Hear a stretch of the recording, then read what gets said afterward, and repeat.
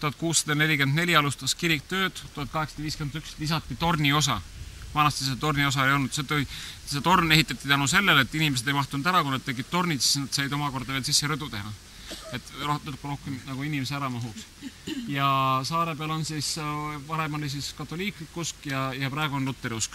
Ja nimekirjas on kuskil 40 inimest, ütleme nendest 10 on ruhlased ja ülejäänud 30 on siis rootslased, kes siis nagu toetavad, tähendab, seal kirikul mingit sissetulekut ei ole, vaid ainult annetuste abil. Nüüd esimene videofilm on 1912 ja alates sellest, et kõik need ülejäänud filmid, mis tulevad ülespoole, tähendab siin ajaloos, näitavad ühte ja samad, mehed läksid kirikusse kõigepealt ja siis tulid naised. Ja mehed lahkusid ennem ja siis tulid naised. Ja mehed istusid ikkagi, kuigi oli luteri usk, mehed istusid ühel pool ja naised teisel pool. Ja viimasel nad sättisid ennast paika nagu siis tüdrukud ja poisid. Ka siin värava peal te näete, tähendab, ma pärast räägin hiljem, on nii eesti kui ka rootsi keel. Ma pärast räägin sees ka.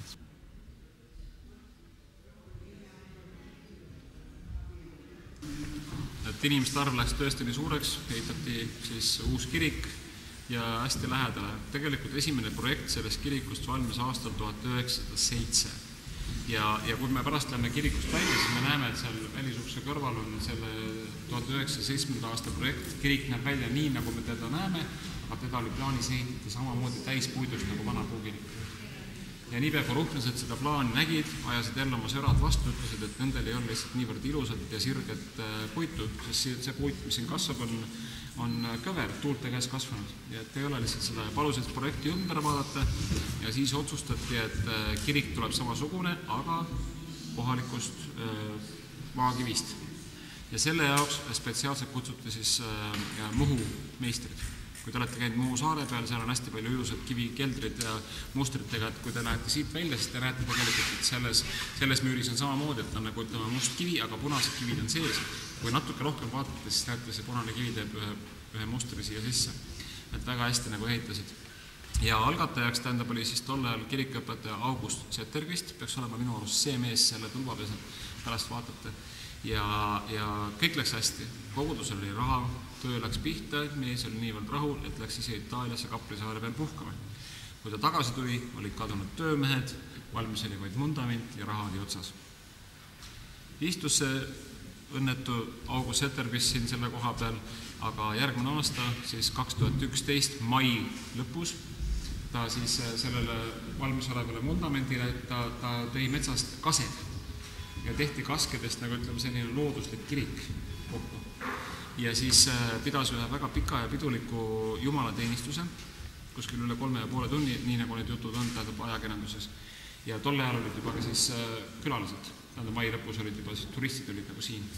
Ja pidas ühe väga pika ja piduliku jumalateenistuse, kus kõikides lauludes ja palvetes paluti Jumalalt palju raha, et saaks selle Jumalakoja valmis ehitada. Ja sellisest kummalisest vabas õhus olevast jumalateenistusest kirjutati Rootsi ajalehtedes ja rootslased tegid korjanduse. Ja raha oli olemas. Nii et 1912, siis 20. juuli, see kirik alustas oma tööd. Nüüd need pildid, mida te näete, need tõesti on tugipostidel ühel pool 4 meest ja teisel pool 4 meest. Need on nüüd kõik need kirikuõpetajad, kes teenisid siis aastast 1912 kuni 1944, 4. august. 4. augustil 1944 varahommikul toimus selles kirikus tol momendil viimane jumalateenistus ja ka vanas kirikus. Peale jumalateenistusi mõlemad kirikud pühitseti välja. Seda tehakse väga harva, et kui püha hoone jääb lihtsalt hooleks. Nad võtsid oma kaasa kõik need igasugused piiblid, küünlajalad, värgid, see suur altarimaal jäi siia, see suur kutifiks, Rootsi mereväelast poolt kingitud, see jäi siia, see oli liiga suur, et ära viia. Aga nõukogude ajal ei rikutud neid. See kirik säilis väga hästi. Nüüd siis nemad läksid minema ja tuli see uus, see Kihnu rahvas ja Saaremaa rahvas, kes siia tulid, need uusasunikud peale. Ja ikkagi, kui kirikud olid välja pühitsetud, kui keegi isegi lahkusid maailmast, ikkagi toodi see kirs siia ja lihtsalt vaikuses seisti siis paar minutit ja siis pärast mindi välja. Nüüd 60. aastate alguses eeskoda siis kasutati siis viljahoidlana, viljasalv põhimõtteliselt. Ja nüüd, kui tähendab 1965-71, kui olid siis kahe saare vahelised mängud, Kihnu mängud, mängud läksid kõik välja visata. See oli külanõukogus oli arutlusel, et viskame need pingid välja, et siia saab korraliku spordisaali ja kino, siin saab boksida ja võrku mängida ja kõik asju, aga nad ei jõudnud. Seesama 69 aasta torm muutis, kõik inimesed läksid ise ära ja kirik jäi täpselt selliseks, nagu me teda praegu antud momendil näeme.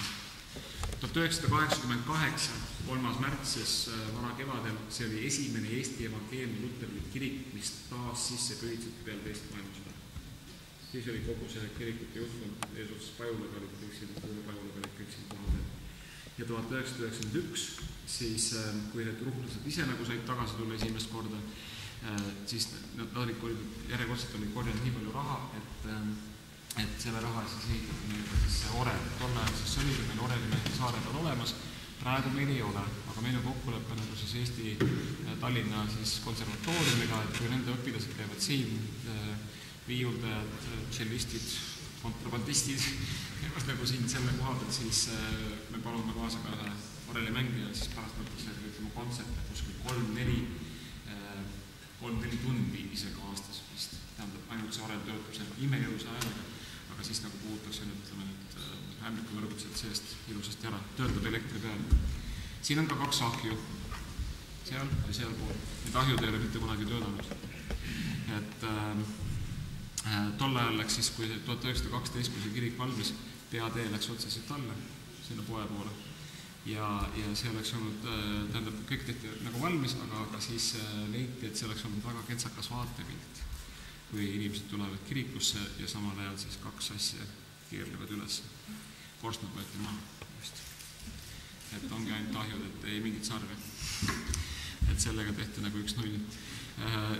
Minule teadaolevatel andmetel on Eestis ainult 2 kirikut, kus peetakse jutlus siis, on võimalik pidada jutlust siis 2, ütleme, erinevates keeltes ja teine on siis Tallinnas Rootsi Vihkli ja siin on meil tähendab Ruhnus. Selles kuldses raamis on eesti keeles, taga on sama rootsi keeles. Siin on rootsi keeles, on eesti keeles. Rootsi keeles, eesti keeles, muustega tuleb samamoodi. Kui tulevad rootsi esindajad tulevad kohale, tähendab siis meie kirikõpetaja räägib siin külaga sakslist ja rootslased on siin, räägivad. Tekst on kokku lepitud, räägivad koos nagu nõnda ja siis, kui on laulmisaeg, siis lauldakse üks ja sama meloodia, aga erinevates keeltes ja ei saa mitte millegist enam aru, kõik on hästi röömsed. Sellest tekib selline kakofoonia siin sees, et paraku küll. 2 kiriku vahet läheb läbi nähtamatu joon.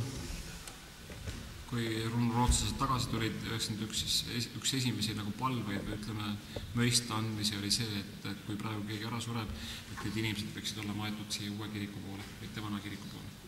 Et see vana jääb nagu nendele, ütleme siis nagu mälestuseks või ütleme nende territooriumiks. Ma räägin sellest pärast veel. Lähme nüüd vanasse kirikusse.